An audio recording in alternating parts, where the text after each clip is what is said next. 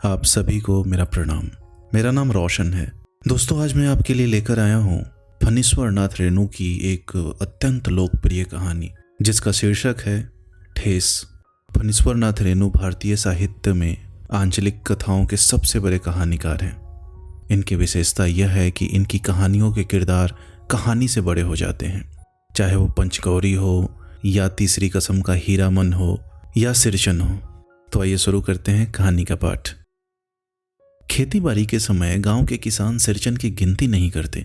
लोग उसको बेकार ही नहीं बेगार समझते हैं, इसलिए खेत खलिहान की मजदूरी के लिए कोई नहीं बुलाने जाता है सिरचन को।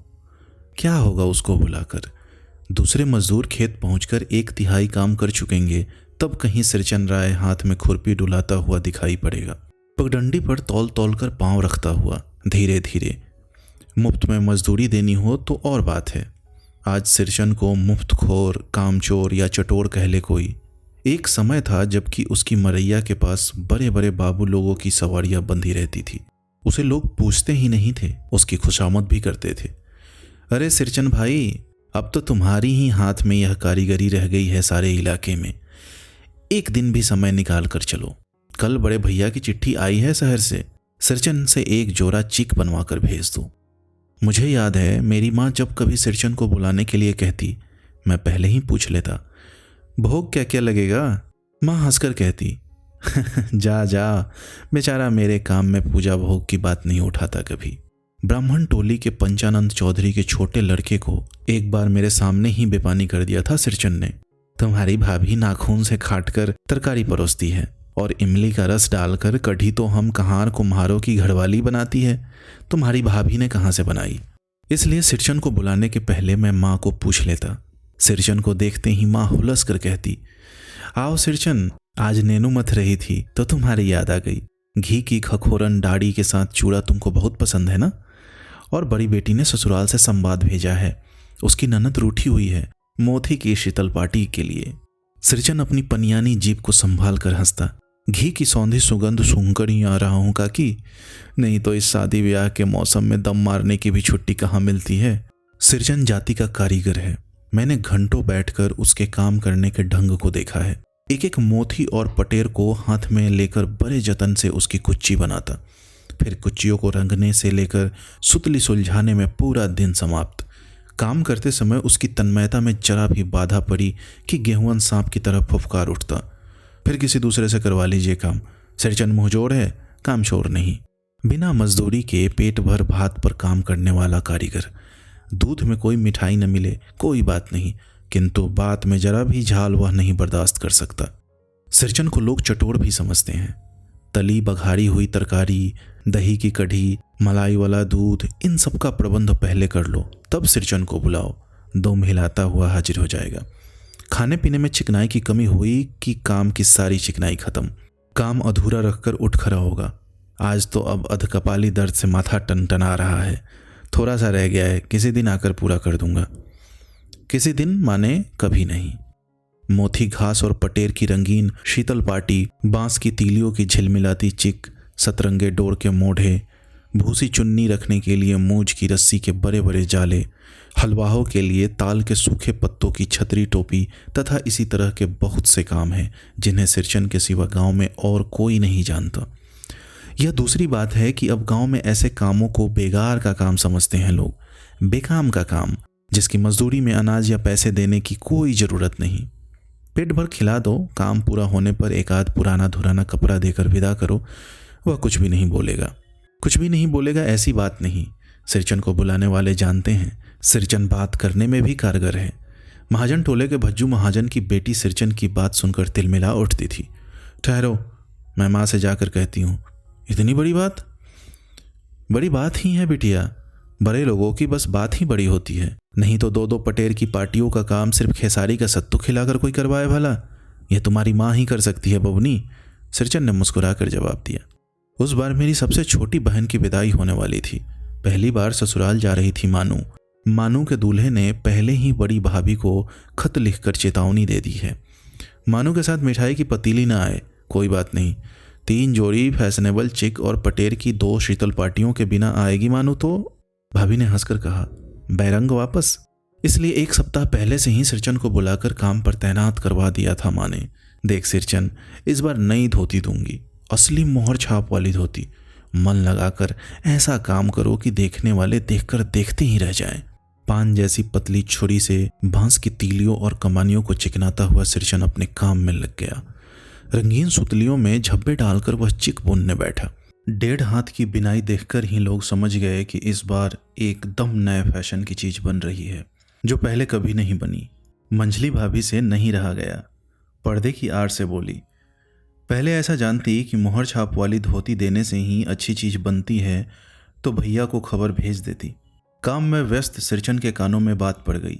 बोला, मोहर छाप वाली धोती के साथ रेशमी कुर्ता देने पर भी ऐसी चीज नहीं बनती बहुरिया। मानो दीदी काकी की सबसे छोटी बेटी है। मानो दीदी का दूल्हा अफसर आदमी है। मंझली भाभी का मुंह लटक गया। मेरी चाची ने फुसफुसाकर कहा, किससे बात करती हो बहू? मोहर छाप वाली धोती नहीं, मूंगिया लड्डू। बेटी की विदाई के समय रोज मिठाई जो खाने को मिलेगी, देखती है ना। दूसरे दिन चिक की पहली पांति में 7 तारे जगमगा उठे, 7 रंग के। सतभैया तारा। सिरचन जब काम में मगन रहता है तो उसकी जीभ जरा बाहर निकल आती है होठ पर। अपने काम में मगन सिरचन को खाने पीने की सुध नहीं रहती। चिक में सुतली के फंदे डालकर उसने पास पड़े सूप पर निगाह डाली। चिवड़ा और गुड़ का एक सूखा ठेला। मैंने लक्ष्य किया। सिरचन की नाक के पास 2 रेखाएं उभर आईं। मैं दौड़कर माँ के पास गया। माँ, आज सिरचन को कलेवा किसने दिया है? सिर्फ चिवड़ा और गुड़? माँ रसोई घर के अंदर पकवान आदि बनाने में व्यस्त थी। बोली, मैं अकेली कहाँ कहाँ क्या क्या देखूं। अरे मझली, सिरचन को बूंदिया क्यों नहीं देती? बूंदिया मैं नहीं खाता काकी। सिरचन के मुंह में चिवड़ा भरा हुआ था। गुड़ का ढेला सूप में एक किनारे पर पड़ा रहा, अछूता। माँ की बोली सुनते ही मझली भाभी की भौहें तन गई। मुट्ठी भर बूंदिया सूप में फेंक कर चली गई। सिरचन ने पानी पीकर कहा, मझली बहुरानी अपने मैके से आई हुई मिठाई भी इसी तरह हाथ खोलकर बांटती हैं क्या? बस मछली भाभी अपने कमरे में बैठकर रोने लगी। चाची ने माँ के पास जाकर कहा, छोटी जाति के आदमी का मुंह भी छोटा होता है। मुंह लगाने से सिर पर चढ़ेगा ही। किसी की नैहर ससुराल की बात क्यों करेगा वह? मझली भाभी माँ की दुलारी बहू है। माँ तमक कर बाहर आई। सिरचन, तुम काम करने आए हो, अपना काम करो। बहुओं से बदकुट्टी करने की क्या जरूरत? जिस चीज की जरूरत हो मुझसे कहो। सिरचन का मुंह लाल हो गया। उसने कोई जवाब नहीं दिया। बांस में टंगे हुए अधूरे चिक में फंदे डालने लगा। मानू पान सजाकर बाहर बैठक खाने में भेज रही थी। चुपके से पान का एक बीरा सिरचन को देती हुई बोली, इधर उधर देखकर, सिरचन दादा, काम काज का घर, 5 तरह के लोग 5 किस्म की बात करेंगे। तुम किसी की बात पर कान मत दो। सिरचन ने मुस्कुराकर पान का बीरा मुंह में ले लिया। चाची अपने कमरे से निकल रही थी। सिरचन को पान खाते देखकर अवाक हो गई। सिरचन ने चाची को अपनी ओर अचरज से घूरते देखकर कहा, छोटी चाची, जरा अपनी डिबिया का गमकौआ जर्दा तो खिलाना, बहुत दिन हुए। चाची कई कारणों से जली भुनी रहती थी सिरचन से। गुस्सा उतारने का ऐसा मौका फिर नहीं मिल सकता। झनकती हुई बोली, मस्खरी करता है? तुम्हारी बढ़ी हुई जीभ में आग लगे।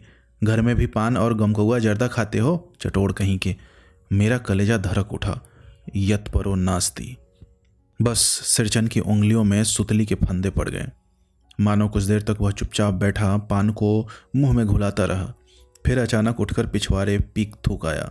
अपनी छुरी, हंसिया वगैरह समेट संभाल कर झोले में रखे। टंगी हुई अधूरी चिक पर एक निगाह डाली और हनहनाता हुआ आंगन से बाहर निकल गया। चाची बड़बड़ाई, अरे बाप रे बाप, इतनी तेजी? कोई मुफ्त में तो काम नहीं करता। 8 रुपए में मोहर छाप वाली धोती आती है। इस मुँह झौसे के न मुंह में लगाम है, न आँख में शील। पैसा खर्च करने पर सैकड़ों चीकें मिलेंगी। बांतर टोली की औरतें सिर पर गट्ठर लेकर गली गली मारी फिरती हैं। मानो कुछ नहीं बोली, चुपचाप अधूरी चीक को देखती रही। 7 तारे मंद पर गए। माँ बोली, जाने दे बेटी, जी छोटा मत कर मानू, मेले से खरीद कर भेज दूंगी। मानू को याद आई, विवाह में सिरचन के हाथ की शीतल पाटी दी थी माँ ने। ससुराल वालों ने न जाने कितनी बार खोलकर दिखलाया था पटना और कलकत्ता के मेहमानों को। वह उठकर बड़ी भाभी के कमरे में चली गई। मैं सिरचन को मनाने गया। देखा एक फटी हुई शीतल पाटी पर लेटकर वह कुछ सोच रहा है। मुझे देखते ही बोला, बबुआ जी अब नहीं, कान पकड़ता हूँ, अब नहीं। मोहर छाप वाली धोती लेकर क्या करूँगा, कौन पहनेगा? ससुरी खुद मरी, बेटे बेटियों को ले गई अपने साथ। बबुआ जी, मेरी घरवाली जिंदा रहती तो मैं ऐसी दुर्दशा भोगता? यह शीतल पाटी उसी की बुनी हुई है। इस शीतल पाटी को छूकर कहता हूँ, अब यह काम नहीं करूँगा। गांव भर में तुम्हारी हवेली में मेरी कदर होती थी, अब क्या? मैं चुपचाप वापस लौट आया। समझ गया कलाकार के दिल में ठेस लगी है, वह नहीं आ सकता। बड़ी भाभी अधूरी चीख में रंगीन छींट का झालर लगाने लगी। यह भी बेजा नहीं दिखलाई पड़ता, क्यों मानू? मानू कुछ नहीं बोली बेचारी, किंतु मैं चुप नहीं रह सका।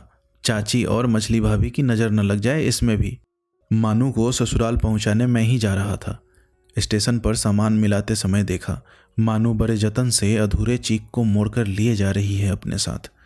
मन ही मन सिरचन पर गुस्सा हो आया। चाची के सुर में सुर मिलाकर कोसने को जी हुआ। कामचोर चटोर। गाड़ी आई। सामान चढ़ाकर मैं दरवाज़ा बंद कर रहा था कि प्लेटफॉर्म पर दौड़ते हुए सिरचन पर नज़र पड़ी। बबुआ जी, उसने दरवाजे के पास आकर पुकारा। क्या है? मैंने खिड़की से गर्दन निकालकर झिड़की के स्वर में कहा। सिरचन ने पीठ पर लदे हुए बोझ को उतारकर मेरी ओर देखा। दौड़ता आया हूँ, दरवाज़ा खोलिए। मानू दीदी कहाँ है? एक बार देखूं? मैंने दरवाज़ा खोल दिया। सिरचन दादा? मानू इतना ही बोल सकी। खिड़की के पास खड़े होकर सिरचन ने हकलाते हुए कहा, यह मेरी ओर से है, सब चीज़ है दीदी। शीतल पाटी, चीक और एक जोड़ी आसनी कूश की। गाड़ी चल पड़ी। मानू मोहर छाप वाली धोती का दाम निकाल कर देने लगी। सिरचन ने जीभ को दांत से काटकर दोनों हाथ जोड़ दिए। मानू फूट फूट कर रो रही थी। मैं बंडल को खोलकर देखने लगा।